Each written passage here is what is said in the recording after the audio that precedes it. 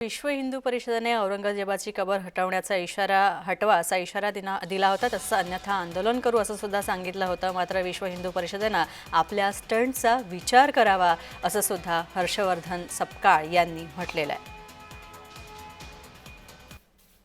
ही कबर म्हणजे इतिहासाचा एक महत्त्वाचा तो पुरावा पण आहे आणि दुसऱ्या बाजूला हिंदू म्हणून जी संस्कृती आपल्या देशामध्ये जी सांभाळली जाते, जी त्या संस्कृतीसोबत जो अध्यात्म आहे, जी परंपरा आहे, जी संस्कृती आहे, ती संस्कृती देखील आपल्याला जी शिकवण देते त्यानुसार आपण बोललं पाहिजे।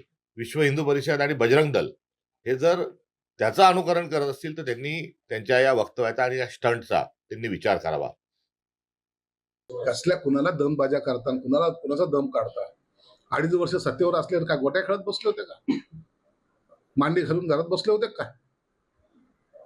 तुम्हाला हिंदुत्वावर बोलायची तुम्हाला आहे का थोडी तरी? हिंदुत्वावर बोलायची तुमची लायकी सुद्धा राहिलेली नाही। मुसाला घेऊन मिरवणुकीमध्ये नाचणारे तुम्ही, पाकिस्तानचा झेंडा घेऊन मिरवणारे तुम्ही आम्हाला काय सांगता?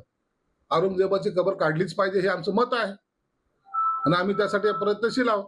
नतमस्तक व्हा तिथं औरंगजेबाच्या कबरीसमोर, पाया पडा तिथं, नमाज पडा तिथं, तुम्हाला कोण रोखलंय?